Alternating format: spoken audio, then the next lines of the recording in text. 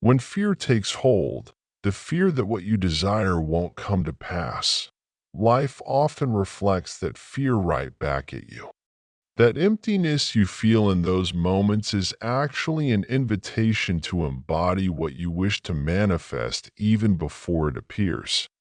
Can you feel wealthy before the money hits your account? Can you experience love even if you're not yet in a relationship? Can you embody freedom before any external circumstance changes? If you can, you essentially compress time. You turn waiting into becoming, stillness into magnetism. You become the vibration of your desire, and life cannot help but respond to that energy.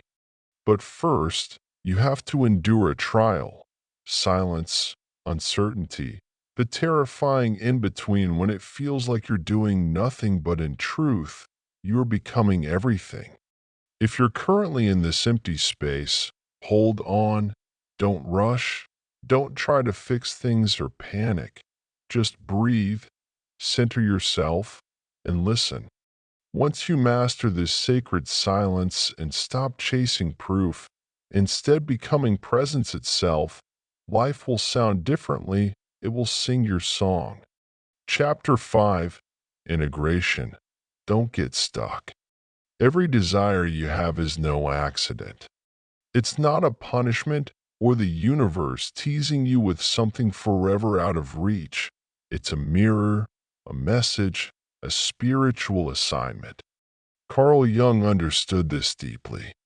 He said that every desire is a signal from the subconscious that doesn't call you to chase something outside, but to awaken something within.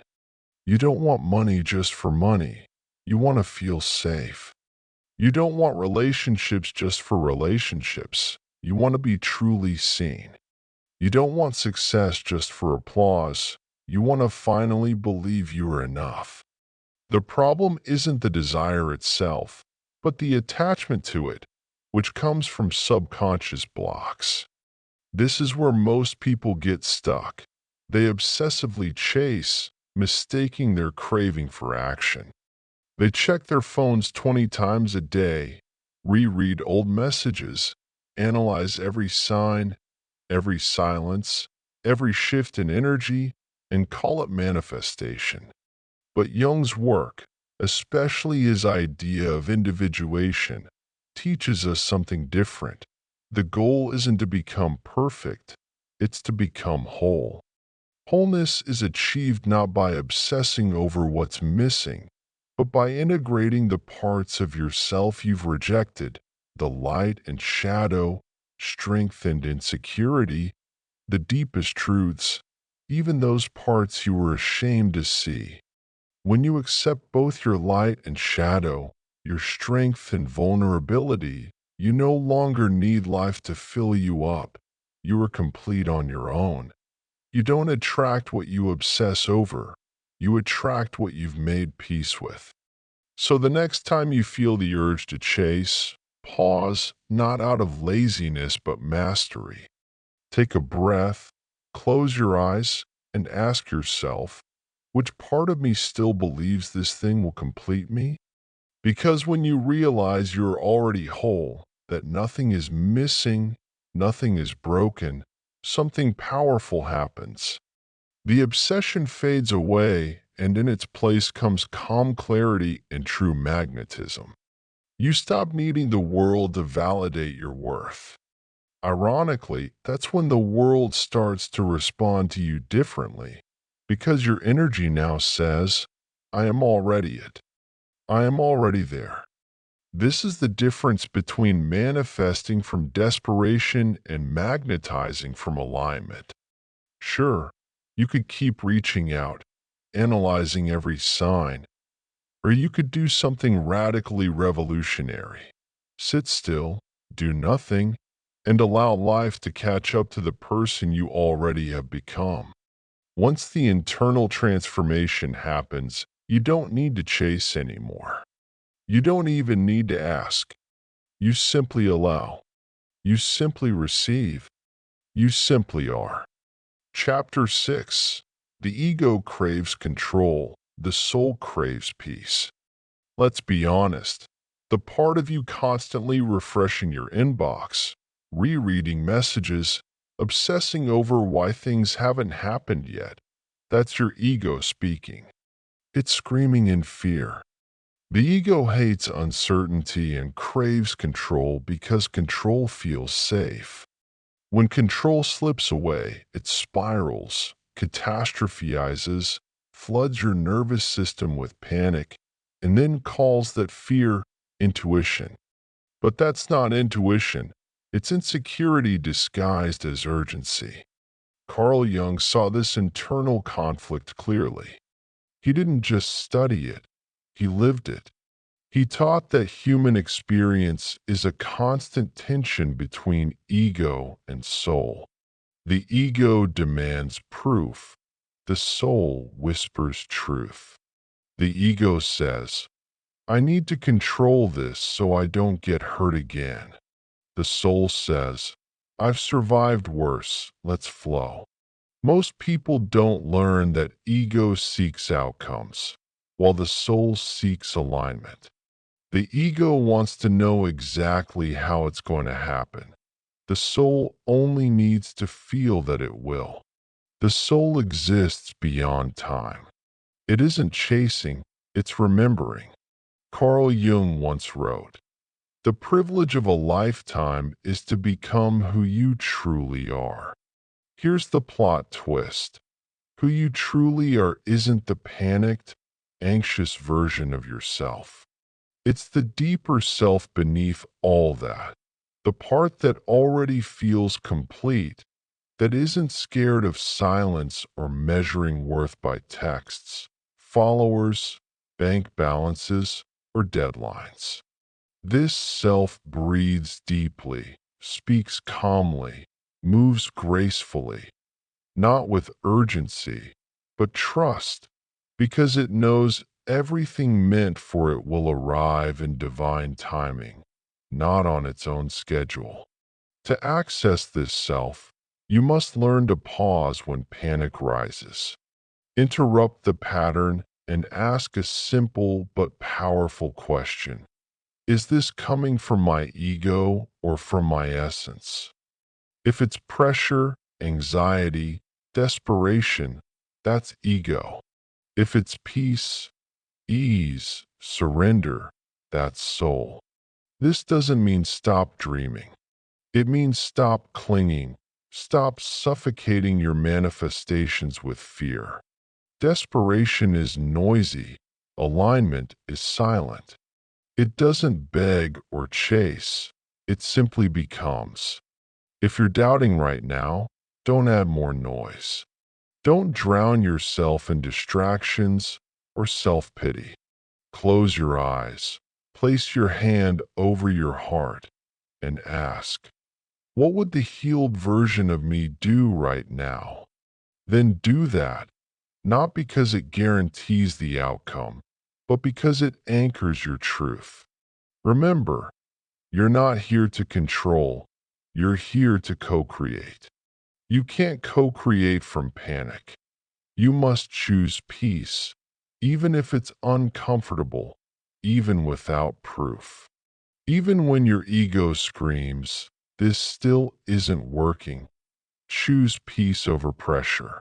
That's when reality starts to shift. That's when you stop being a passenger and become the architect. Peace becomes your compass. Follow it, and everything meant for you will follow. Chapter 7. Shadow work is manifestation work. You can't create a better life by loving only the shiny, pretty parts of yourself. You can't call in abundance while rejecting the scared, angry, ashamed, or insecure parts inside. The universe doesn't just respond to your goals, it responds to your wholeness. Wholeness means facing the parts you've been running from your entire life. Carl Jung called this your shadow, not evil or darkness in a Hollywood sense, but the parts of yourself you buried to survive, the fear you silenced, the rage you swallowed, the guilt you ignored, the unworthiness you dressed up as ambition. Most people think manifestation is about scripting, visualizing, and raising your vibration, but true, lasting manifestation comes from integration. Let's be real. When you obsess over love, it's often not really about love. It's a wound screaming, if someone loves me, maybe I'll finally feel enough. When you hustle for money, it's not just ambition. It's a core belief saying, I'm not safe unless I have this. Here's the trap. If your manifestations are rooted in shadow, lack, fear, trauma, unworthiness, then what you create will reflect that. You'll attract a partner who triggers your abandonment wounds. You'll manifest money that disappears as fast as it comes. You'll achieve success that feels empty and draining. Why? Because you're attracting through a fragmented self. That's why Jung's work matters so much. He taught that until you bring the unconscious into consciousness, it controls your life, and you call it fate. So the real question isn't how do I get more, but what inside me still believes I don't already have enough. That's where shadow work begins. And no, it's not easy. It's uncomfortable. It asks you to stop blaming the world and start looking inward, to stop pointing at what didn't happen and ask, what part of me wasn't ready to receive it? It's not about shame, but ownership, holding space for all parts of you, the light and the dark, and saying, you're allowed to exist. You're allowed to be seen, and you don't have to control me anymore. Because once you see your shadow, it no longer operates behind your back. It no longer pulls strings or creates chaos to get your attention. You take your power back. And in reclaiming that power, your frequency changes. You stop manifesting from fear and magnetize from wholeness. This isn't wishful thinking. It's quantum alignment. It's nervous system safety. It's becoming the version of yourself who doesn't need the world to fix what your soul has already healed. You stop forcing. You start allowing. You stop proving. You start radiating. Now, you're not asking the universe from a place of lack. You're becoming a version of you who already feels complete. And that inner reality is what bends the outer world, not scripting, vision boards, or chasing signs, but deep, grounded, fierce integration. This is the work, not the shiny, Instagrammable version of spirituality. The real work, the work that makes you look in the mirror and say, I've been trying to manifest my future without making peace with my past. Not anymore. Now, you stop running. Now, you go inward. Now, you face what has been silently directing your life. And when you do, the illusion breaks. The power returns. Your life begins to mirror your wholeness, not your wounds. That is manifestation. That is individuation. That is freedom. Chapter 8. Don't become the blocker of your own destiny. This might be the hardest pill to swallow, but the only thing standing between you and the life you want is you. Not your past, not your trauma, not the universe. Carl Jung, the father of analytical psychology, the man who understood the depths of the soul better than almost anyone, said something chillingly true. The most terrifying thing is to accept yourself completely.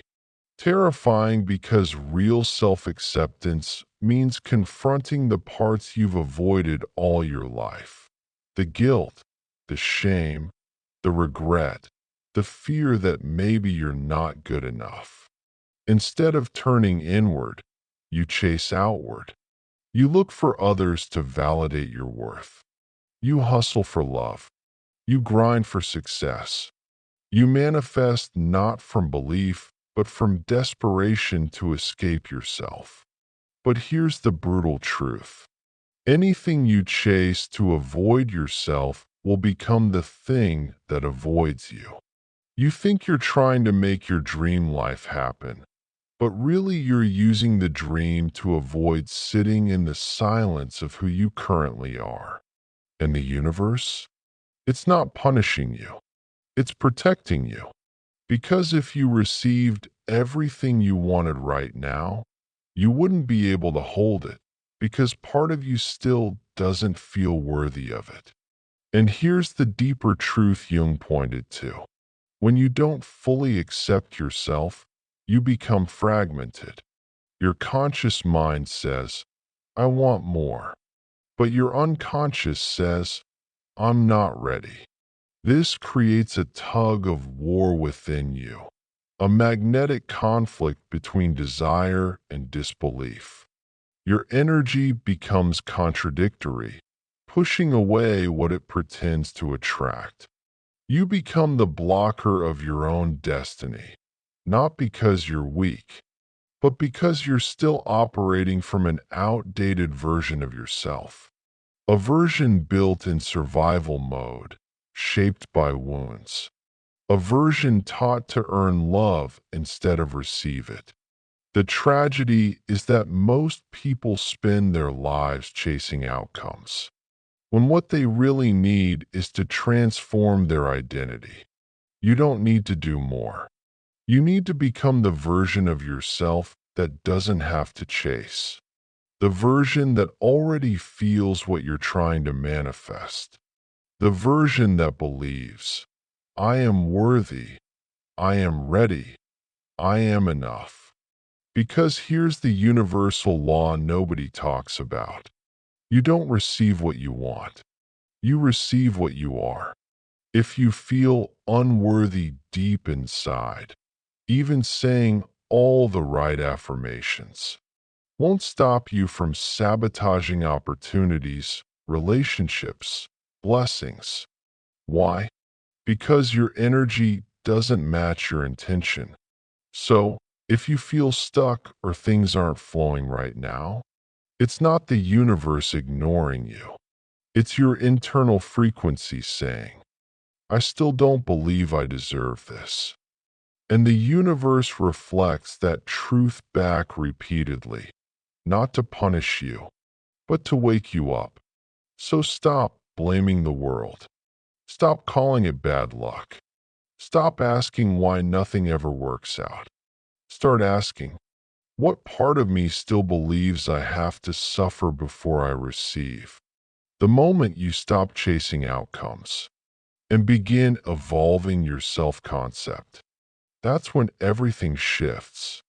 Not instantly, not magically, but organically from the inside out. The way real transformation always happens. Hear this. You are not stuck. You are not cursed.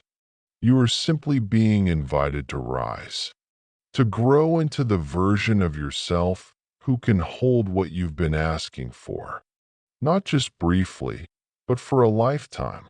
When that inner shift happens, you won't need to force manifestation. You will become it. That's not magic. That's alignment. That's individuation. That's the power of fully and finally accepting yourself. Final chapter. You're not manifesting. You're remembering. Let's close this journey with the deepest truth Carl Jung ever whispered. Between his teachings, a truth so powerful it changes your mindset and restores your identity. You're not manifesting. You're remembering. All this time, you thought you were building a new life. You thought you were attracting something outside of you.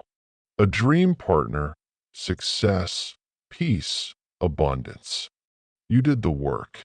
Affirmations, visualizations, shadow work, healing, trying hard to bring something into existence. But what if the real work wasn't about creating something new? What if it was about uncovering what's always been there?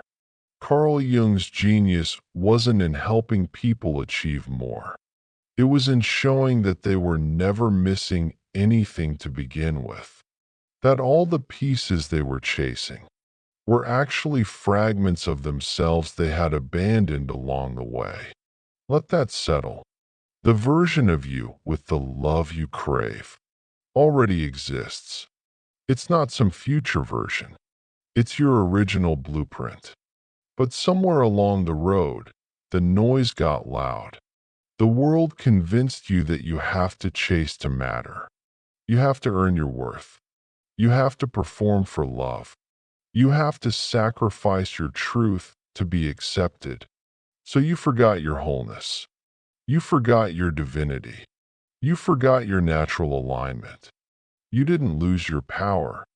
You just lost connection to it. Now, as you walk the path of healing, growth, and self-discovery, you're not building something new. You're not starting fresh. You're removing what's not you.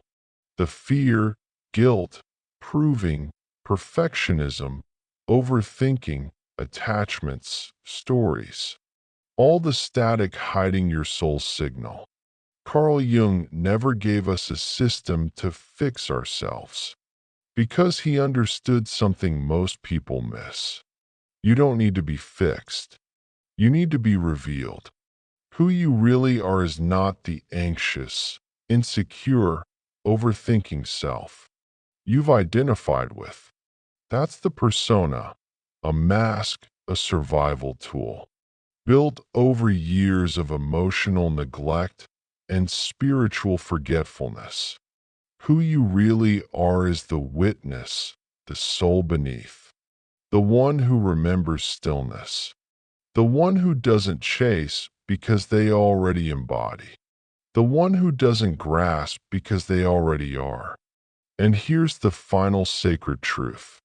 When you do nothing, when you stop grasping, hustling, scripting, manifesting from fear, you return to your original frequency, the frequency you were born with, the one that never needed proof, only remembrance. That's why things start aligning when you finally let go.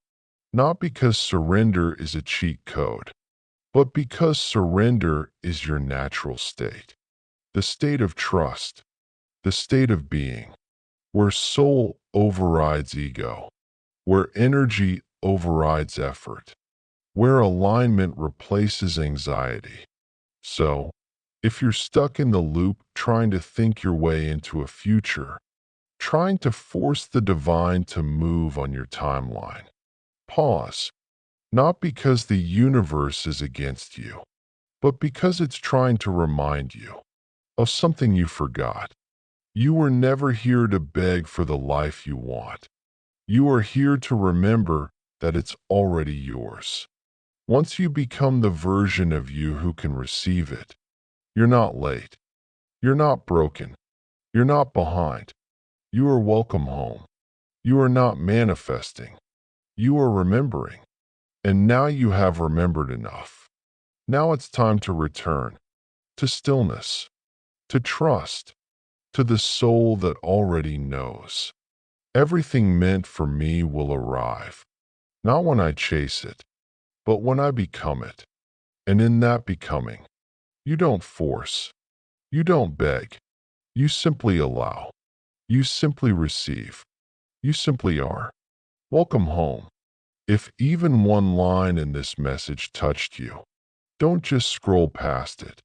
Don't let this moment dissolve into your feed like so many others. Because this wasn't just content. It was a mirror, a moment, a message meant for you, not by accident, but by alignment. Carl Jung once said, We meet ourselves time and again in 1,000 disguises on the path of life. Maybe this message was one of those disguises. A reflection, a nudge, a spiritual checkpoint, reminding you you're not here to chase the world. You're here to return to yourself. So if you felt even a slight shift inside, comment below. I let go. I align. I receive, not for attention or likes, but to declare to your unconscious. This time, I choose alignment over obsession. I choose self over survival. I choose becoming, not begging. Hit like not to feed the algorithm, but to anchor this energy in your nervous system. To tell your psyche, this moment mattered. I am different now. Subscribe if you're done with surface level hacks and ready for deep Jungian truths that reconstruct you from the inside out. This isn't a channel, it's a journey, a path for souls ready to remember. And above all, share this message with someone you love, someone lost in the loop, someone chasing everything except themselves. Because Carl Jung also said, your vision will become clear only when you look into your heart. Who looks outside dreams? Who looks inside awakens. This is your moment to awaken, to turn your attention inward, to stop seeking and start seeing. Because in a world obsessed with more, stillness is rebellion, presence is power, and sometimes doing nothing is the most courageous act of becoming. So breathe, feel, remember, you're not manifesting, you're remembering, and your return starts now.